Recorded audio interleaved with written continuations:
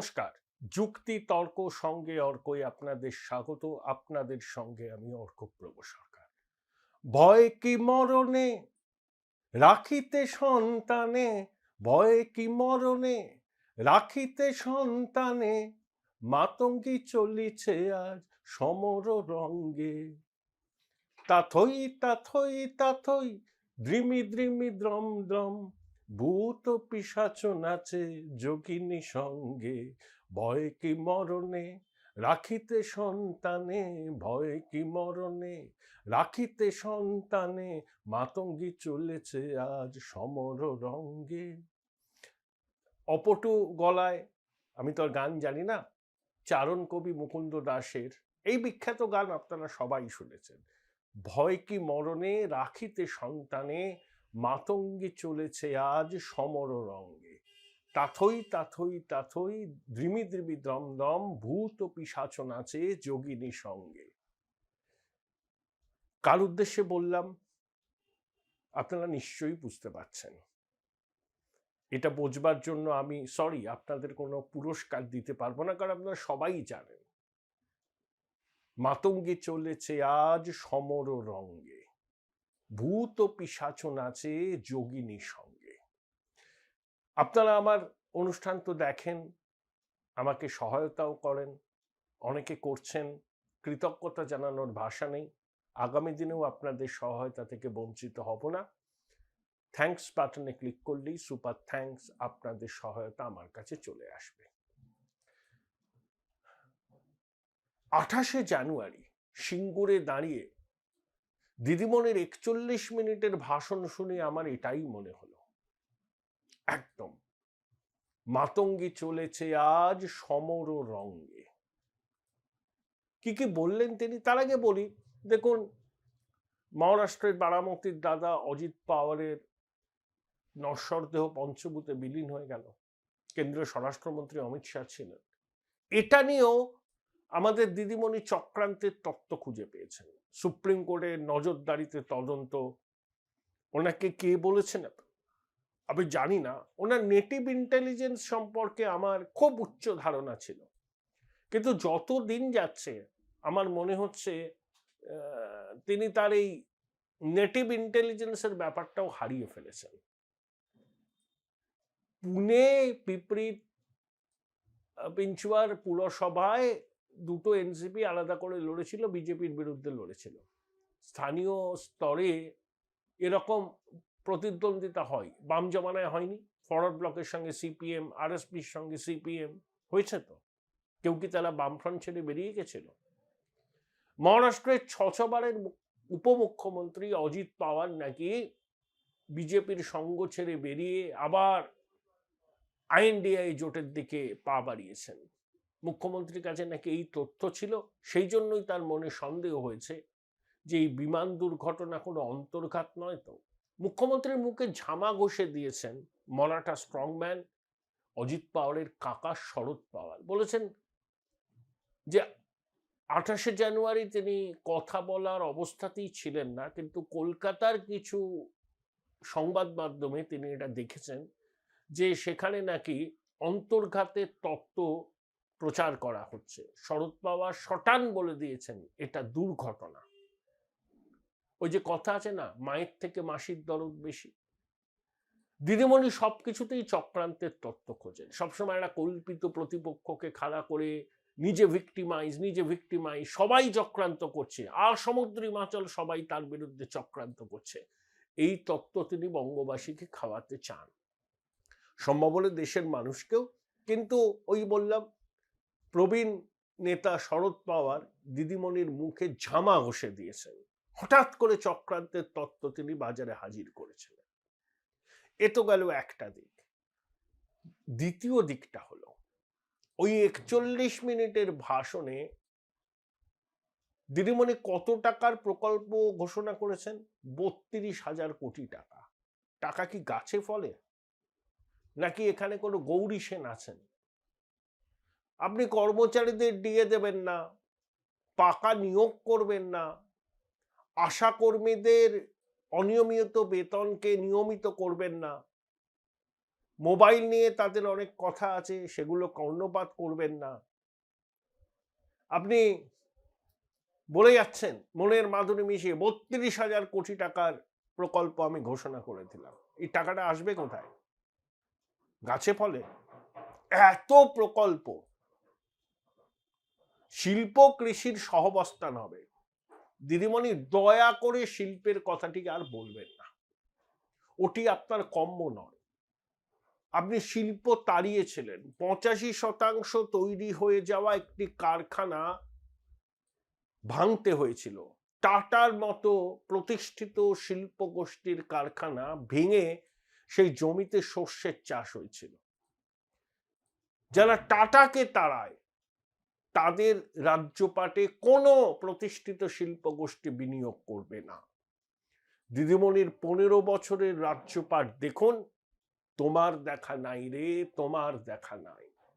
হঠাৎ করে বললেন এখান থেকে যে শিল্প সংস্থা পাকতারি গোচাচ্ছে বলে খবর প্রকাশ হচ্ছে, ভুয়ো খবর। ওগুলো নাকি সব চিটফান্ড। চিটফান্ডের সব থেকে বড় সুবিধাভোগী কে মনে আছে? এখন আপনার দলেই আছেন ফরফরি দাস। কি বলেছিলেন তিনি? পুলিশ ভ্যানের গায়ে চাপড়াতে চাপড়াতে, মানে পুলিশ চাপড়াচ্ছিল, ভদ্রলোক তারস্বরে বলে গেছিলেন সারদার সব থেকে সুবিধাভোগী কে। আবার বঙ্গেশ্বরীর মুখে চিটফান্ডের কথা। যে যে সংস্থা এখান থেকে পাকতারি গুটিয়েছে, সংসদে তথ্য দিয়ে বলা হয়েছে অনেকগুলোই অন্য রাজ্যে চলে গেছে। বেশ কিছু সংস্থা শেয়ার বাজারে নথিভুক্ত সংস্থা। দিদিমণি বলে দিলেন। ওই যে বললাম শিল্পটা উনি বোঝেন না, অবশ্য উনি সবকিছু বোঝেন বলে দাবি করেন। তিনি সব জানতা দিদি। শিল্প বোঝেন, সংস্কৃতি বোঝেন, বিনিয়োগ বোঝেন, পরিকাঠামো বোঝেন, স্বাস্থ্য বোঝেন, আইন বোঝেন। বোঝেন না এমন কিছু নয়। কালকে এই 28শে জানুয়ারি তার 41 মিনিটের ভাষণ আমি শুনেছি, আপনারাও অনেকে শুনেছেন। সেখানে দিদিমণিকে দেখে আমার কার্যত একটু করুণাই হচ্ছিল।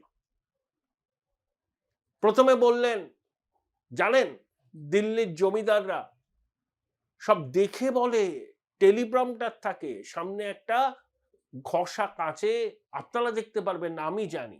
এই বলে এই মাইকটা দাও তো, যে মঞ্চের এই মাথা থেকে ও মাথা পাইচারি করতে লাগলেন নিজের অননুকরণীয় ভঙ্গিতে, আর মুখে যা আসে তাই বললেন। প্রধানমন্ত্রীকে উদ্দেশ্য বলেন, আপনি আপনার স্ত্রীর পদবি বলতে পারবেন? কতটা ব্যক্তিগত স্তরে উনি নামতে পারেন চাপের মুখে পড়ে, এটা আবার দেখলো মানুষ। অমিত শাহের উদ্দেশ্যে বললেন, আপনার স্ত্রীর পদবি বলতে পারেন? দিদিমণির দীর্ঘদিনের ছায়াসঙ্গী ছিলেন সোনালী গুহ। আমি দেখলাম একটা চ্যানেলে বলছেন, তো দিদিমণিকে যদি এই সমস্ত পদবি সংক্রান্ত প্রশ্ন করা যায়, তিনি উত্তর দিতে পারবেন তো? অনর্থক একান্ত ব্যক্তিগত বিষয়কে উনি সামনে নিয়ে আসছেন। এর থেকে কি প্রমাণিত হয় যে এসআইআর আতঙ্কে দিদিমণি নত্যসত্ত্ব জ্ঞানটা হারিয়ে ফেলেছেন। কিন্তু তিনি স্ট্রিট ফাইটার, এটা তো দেখাতে হবে। তাই বললাম না, মাতঙ্গি চলেছে আজ সমর রঙ্গে। বলা নেই কমা নেই। এটা কি ফ্রয়েডিয়ান স্লিপ? সবসময় ভাবছেন যে তাকে বোধহয় জেলে পোড়া হবে ইত্যাদি ইত্যাদি। তারপরে বললেন ঘেঁচু, আমায় জেলে পুরে দেখো, আমি জেল ভেঙে বেরিয়ে আসবো। বাংলার মায়েরা, বোনেরা, দিদিরা সব ঘরে ঘরে নাড়ু তৈরি করবেন। তারপর বলবেন নাড়ু আর একটা শব্দ জানেন? বললো সব ঝাঁটা। দিদিমণি আপনাকে জেলে পোড়া হবে এই ধারণা আপনার হলো কেন? এরকম তো আপনার প্রধান প্রতিপক্ষ বিজেপিও কখনো বলে না। কিছু আইনজীবী আছেন বাজার গরম করার জন্য, তারা সবসময় বলছেন, ইউটিউবেই বলছেন, এই দিদিমণির জেল যাত্রা সুনিশ্চিত, অমুক সুনিশ্চিত। এগুলো বাজার গরম করার জন্য। দিদিমণি বিজেপি এত বোকা নয় যে আপনাকে রাজনৈতিক শহীদ হতে দেবে।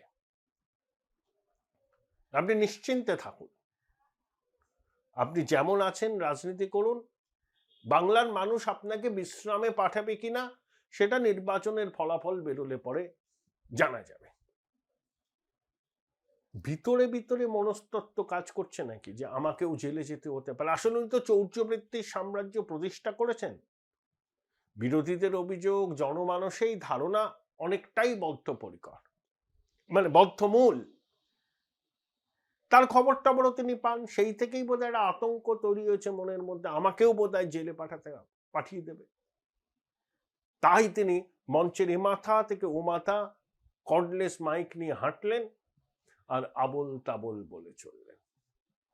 দিল্লি কা লাড্ডুদের তিনি দেখতে যাবেন, যান না, তিনি দিল্লি যাবেন, কি আছে, 2রা ফেব্রুয়ারি কমিশন তাকে সময় দিয়েছে। খোকাবাবু যাবেন, যাদের এসআইআর এর কারণে মৃত্যু হয়েছে বলে আপনি দাবি করছেন, তাদের পরিবার পরিজনদের নিয়ে যাবেন, বলুন, খোলা মেলা কথা বলুন। কমিশনের ফুল বেঞ্চ থাকবে, তারপরে সাংবাদিক বৈঠক করবেন। খোকাবাবু যেভাবে তর্জনী উঁচিয়ে কথা বলেন, পিসিমণি খোকাবাবুর থেকে তার রাজনৈতিক ওজন, তার পলিটিক্যাল ম্যাচিউরিটি 100 গুণে বেশি। তিনি খোকাবাবুর মতো আঙুল তুলে কথা বলবেন না, কিন্তু তার বক্তব্যের যে ধাঁচ আমরা জানি, ঠিক সেই কথাগুলোই বলবেন, ভুল হিন্দিতে, ইংরেজিতে বলার চেষ্টা করবেন আর কি। যাক, ইংরেজিতে বলুন, ঠিক আছে, এরকম ভুল হিন্দি বলে নিজেকে হাসির খোরাকার দয়া করে করবেন না, ইংরেজিতে বলুন না, হিন্দি। আপনি তো জোড়াসাঁকো ঠাকুর বাড়িতে এসআইআর এর বিরুদ্ধে পদযাত্রায় গিয়ে ইংরেজিতে কথা বললেন, হিন্দিতে কথা বললেন। একে বলছেন বাঙালি অস্মিতা, ঠাকুরবাড়ির একেবারে ঢিলচোড়া দূরত্বে মঞ্চ বেঁধে সভা করলেন, বক্তব্য রাখলেন হিন্দি এবং ইংরেজিতে। যাই হোক, কিন্তু দিদিমণি বুঝতে পারছেন এ বড় সুখের সময় নয়। এসআইআর এর আতঙ্ক তাকে যে কতটা পেয়ে বসেছে, প্রতিনিয়ত তার প্রমাণ আমরা পাচ্ছি। সে নেতাজির জন্মদিবস পালনের অনুষ্ঠান থেকে শুরু করুন, যেখানে তিনি যান সেখানেই এখন এসআইআর এসআইআর এসআইআর। একের পর এক মামলা করছেন সুপ্রিম কোর্টে, ঘেঁটে দেওয়ার চেষ্টা এসআইআরটা, তাই তো? আপনাদের ছক সবাই জানে, সুপ্রিম কোর্ট জানে না তা তো নয়, যে এসআইআরটাকে বাতিল করতে হবে ও পুরনো ভোটার তালিকায় ভোট হবে। তর্কের খাতিরে মেনে নিলাম, কমিশন এই অসহযোগিতার মুখে দাঁড়িয়ে বলল আমরা পশ্চিমবঙ্গে এসআইআর এই মুহূর্তে করব না। দ্যাট ডাজন্ট মিন যে এসআইআর বাতিল হলো, এসআইআর স্থগিত হলো। পরবর্তী সময় এসআইআর করবে, এই সরকার চলে গেলে করবে, ভোট হবে না। নো এসআইআর নো ভোট, এটা শুধু বিজেপির দাবি নয়, পশ্চিমবঙ্গের শুভবুদ্ধি সম্পন্ন গণতান্ত্রিক মানুষের দাবি, যারা ভোটটাকে উৎসবের মেজাজে হতে দিতে চান, ভোটে যাতে মায়ের কোল খালি না হয় সেটা এনশিওর করতে চান, এবং ভোটার তালিকায় যাতে প্রকৃত ভারতীয়দের নাম থাকে সেটা দেখতে চান, তারা এসআইআর প্রক্রিয়াকে সমর্থন করছেন। আপনি এসআইআর বাতিল করার দাবি করে সুপ্রিম কোর্টে গেছেন, এসআইআর বাতিল হবে না। হলে কি হতে পারে? এসআইআর আপাতত স্থগিত হতে পারে। কমিশন নিজেই বলতে পারে এই চরম অসহযোগিতার মুখে দাঁড়িয়ে আমাদের পক্ষে সুষ্ঠুভাবে এসআইআর করা সম্ভব নয়, আপাতত আমরা স্থগিত রাখছি, পরে যথাসময়ে এসআইআর হবে, এবং এসআইআর এর পরে সঠিক ভোটার তালিকাকে সামনে রেখেই পশ্চিমবঙ্গের নির্বাচন হবে। কমিশন কখন নির্বাচন করবে সেটা কমিশনের একান্ত ইচ্ছের উপর নির্ভর করে। কোনো আদালত কমিশনকে নির্দেশ দিতে পারে না তোমাকে এখনই নির্বাচন করতে হবে।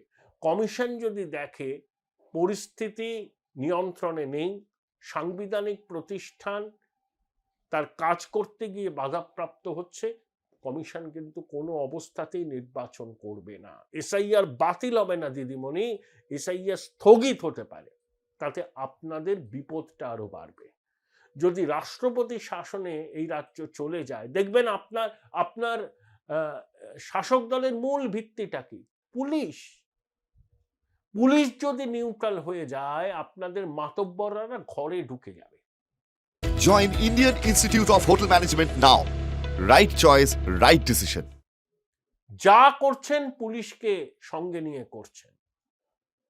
পুলিশকে এইরকম ভাবে গৃহবৃত্ত বানানো পশ্চিমবঙ্গে আগে কখনো দেখেনি। পুলিশকে বামেরা ব্যবহার করেছে, তখনও পুলিশ বিরোধীদের কথা শুনতো, কম শুনতো, সিপিএম এর কথা বেশি শুনতো, কিন্তু তাও শুনতো। তখন 100টার মধ্যে 40টা কথা বিরোধীদের শুনতো, 60টা কথা শাসকের শুনতো।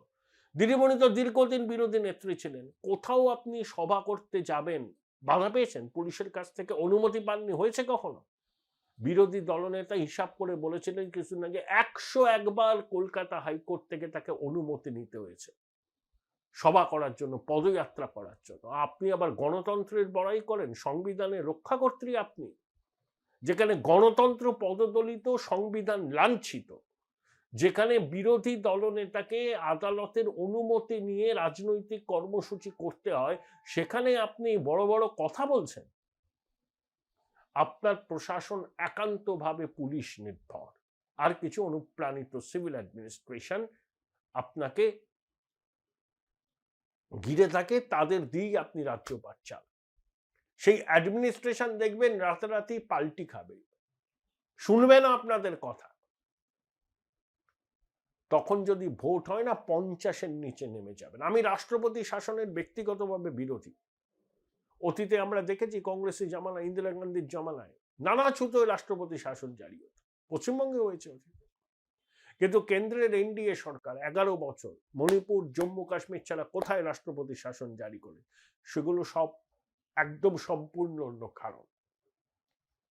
কিন্তু পশ্চিমবঙ্গের যা পরিস্থিতি, পশ্চিমবঙ্গের সাধারণ মানুষের একটা বড় অংশ চাইছে রাষ্ট্রপতি শাসন জারি হোক, সেই রাষ্ট্রপতি শাসনে ভোট হোক।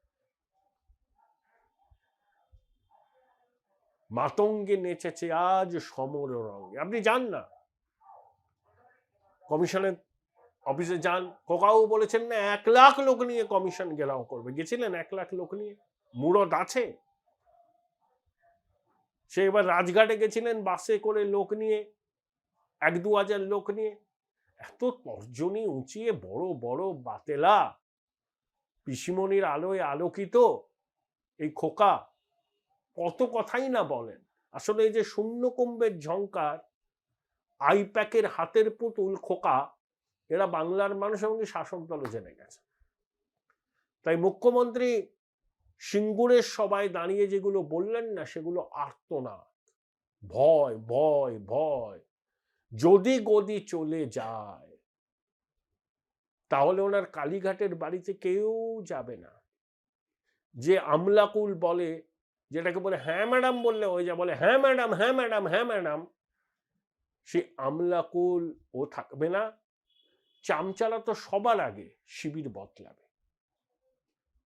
তাই মুখ্যমন্ত্রী কি ওই আগাম ঝড়ের পূর্বাভাসটা পেয়েছেন, তাই এত আতঙ্কিত? আমার তো তাই মনে হলো। তিনি বিরাট বড় স্ট্রিট ফাইটার ছিলেন এক সময়, এখন 15 বছর ক্ষমতায় থেকে আরামের মধ্যে থেকে বয়স তো হয়েছে, সেই পুরনো অবতারে ফিরে যাওয়া এত সহজ নয়। তিনি তর্জন গর্জন করেন, তিনি রয়্যাল বেঙ্গল টাইগার, তিনি টর্নেডো হয়ে সব চক্রান্তকে ভেস্তে দেবেন, এসব বলেন। আসলে হচ্ছে তার ভয়ের বহিঃপ্রকাশ। সারা ভারতবর্ষে এসআইআর হচ্ছে, হবে। কোথাও এরকম আর্তনাদ দেখছেন রাজ্যের প্রশাসনিক প্রধানের? ব্যতিক্রম পশ্চিমবঙ্গ। কারণ এসআইআর তৃণমূলের ভাবনার বাইরে ছিল, পালে বাঘ পড়েছে। দ্বিজেন মুখোপাধ্যায় তার ভোট দিতে পারবেন না, এরকম অনেক নাম তো ইতিমধ্যে বাদ গেছে, আরো বাদ যাবে।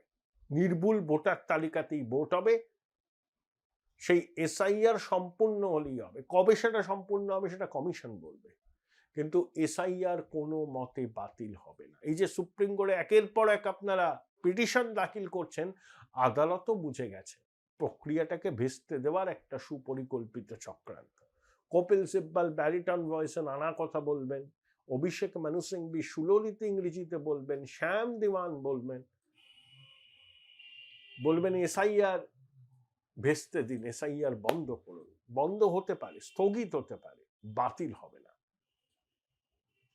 স্থগিত হলে আপাতত স্থগিত হবে, যেহেতু বাতিল হবে না এসআইআর শেষ হবে, শেষ হওয়ার পরেই ভোট হবে। দিদিমণি, যতই আপনি আর্তনাদ করুন, যতই ধমকান চমকান, বুঝে নেব, আমি স্ট্রিট ফাইটার, আমি রয়্যাল বেঙ্গল টাইগার, আমি কমিশনকে বুঝে নেব, আমি দিল্লিকা লাড্ডুদের দেখতে যাই, যান না, যান যান। কে আপনাকে বাধা দিয়েছে? অবশ্যই যাবেন, কমিশন সময় দিয়েছে, কিন্তু ভয় আপনার মনে পেয়ে বসেছে। সেই জন্যই আমি চারণ কবি মুকুন্দ দাসের ওই কালজয়ী গানটার লাইন দিয়ে শিরোনাম করেছে, মাতঙ্গে চলেছে আজ সমর রঙ্গে। রঙ্গই তো বটে, তৃণমূল কংগ্রেস সার্কাস পার্টি, তো রঙ্গটঙ্গ থাকবে। একসময় আমরা কংগ্রেসকে বলতাম রঙ্গে ভরা বঙ্গ কংগ্রেস, এখন রঙ্গে ভরা তৃণমূল কংগ্রেস। আসলে কংগ্রেস থেকেই তো বেরিয়েছে, কংগ্রেসি কালচার তো রন্ধ্রে রন্ধ্রে আছে না, অস্বীকার করে লাভ নেই।